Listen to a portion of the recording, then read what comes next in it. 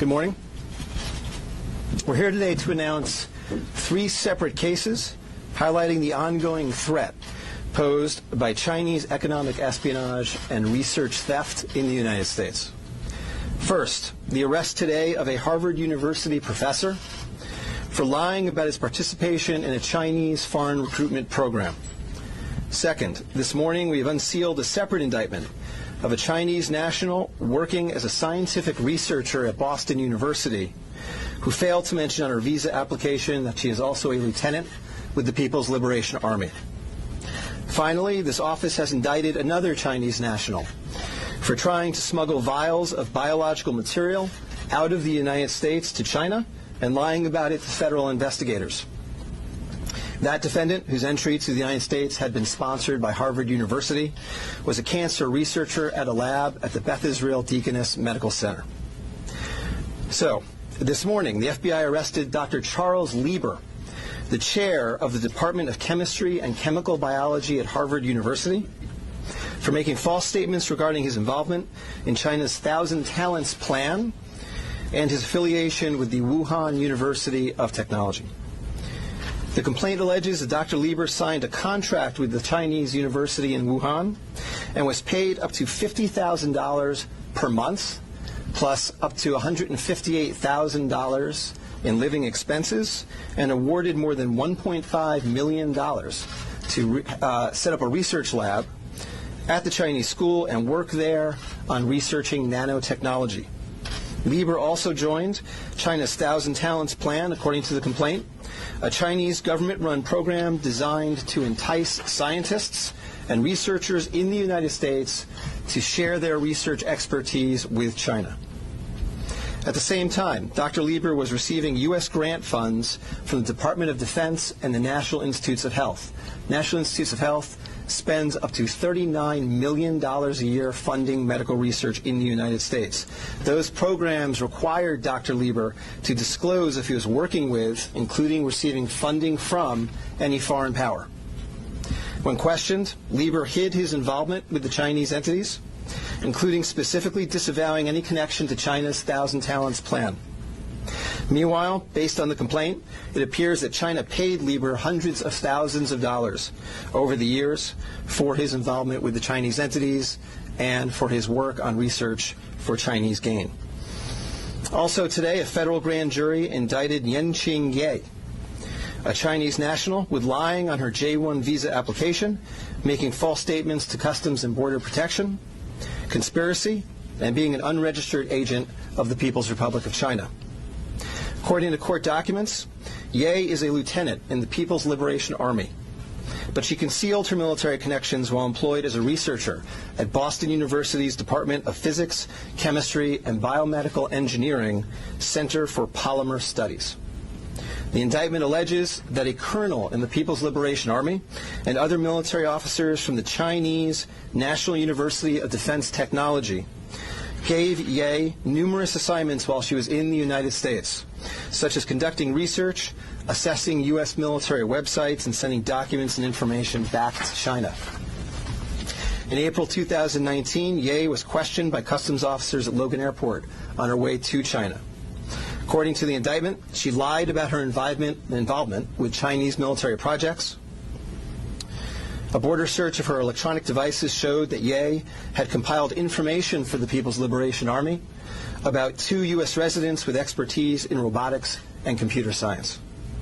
Lastly, last week this office indicted Zheng Zhaozhang, a Chinese national sponsored by Harvard University who was doing cancer research at the Beth Israel Deaconess Medical Center. Zheng was charged with attempting to smuggle to Beijing vials of biological material, along with other research materials that he had stolen from the lab at the Beth Israel, where Zheng was working on cancer cell research. Before he boarded his flight, customs officers discovered 21 vials of biological material in a sock in his baggage. When confronted by the officers, Zheng initially lied and said he was not traveling with any biological or research materials. Chemistry, nanotechnology, polymer studies, robotics, computer science, biomedical research. This is not an accident or a coincidence.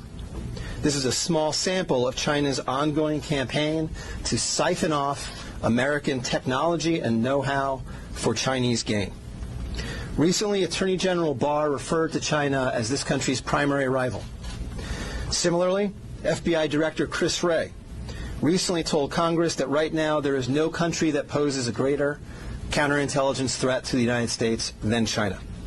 Through the use of not only traditional intelligence officers, but academics, researchers, its own private citizens, China is engaged in a massive, long-term campaign to steal U.S. research and technology for its own uses. As demonstrated by these cases, on the academic side, the Chinese government uses partnerships and exchanges with U.S. schools and research institutions to access cutting-edge research and equipment. Obviously, most visiting Chinese academics and researchers are here to work in good faith in U.S. institutions, but some of them are not. Some number have been incentivized by the Chinese government, either through the use of money or other means, to gather U.S. research and smuggle it back to China. Because of the sheer scope of this threat, a year ago, the Attorney General created the China Initiative at the U.S. Department of Justice, designed to prioritize and aggressively prosecute Chinese economic espionage and theft of intellectual property. The cases we are announcing today are part of that effort. Boston is an especially attractive target for this kind of exploitation, and universities and research institutions and tech companies in this area must become sensitized to this threat. Our community benefits greatly from the diversity and talent of international visitors and our partnerships with foreign institutions, especially research institutions. But Chinese economic espionage and theft is a real and daily occurrence that we must begin to confront. As the world struggles to contain the new virus, a new speculation from the Chinese scientists who believe it may have originated at a research facility not far from the Wuhan fish market. While they say more research needs to be done to find solid proof, such labs are known to contain disease-ridden animals, including hundreds of bats. Our Kim Hyo-sun with the details. Amid the continued spread of the COVID-19 virus, there's rising speculation the virus could have originated from a government laboratory in Wuhan rather than the widely held belief that it emerged from the city's Huanan seafood markets. Citing a report published by Chinese scientists, a Chinese-language newspaper published in Hong Kong, Mingpao, and the British daily The Mirror explained Sunday that the Wuhan Center for Disease Control, or WHCDC, could have spawned the contagion in Hubei province.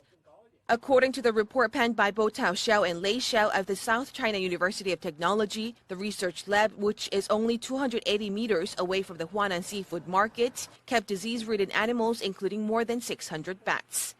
It stated that while it's plausible the virus was leaked from the lab and contaminated initial patients in this epidemic, more solid evidence is required through future study. The report also raised a possibility that the Wuhan Institute of Virology could have leaked the virus while it was carrying out tests involving Chinese horseshoe bats. Against such a backdrop, an article published by the Washington Times late last month is garnering attention as it raised the possibility that the disastrous outbreak could be the accidental result of biological weapons research. This comes as a renowned law professor at Tsinghua University in Beijing, Xu Jianren, is known to be missing after publicly condemning Chinese President Xi Jinping for failing to contain the spread of the virus at an early stage. He even added the condemnation could be the last message of his life. Kim Hyo-sun, Arirang News.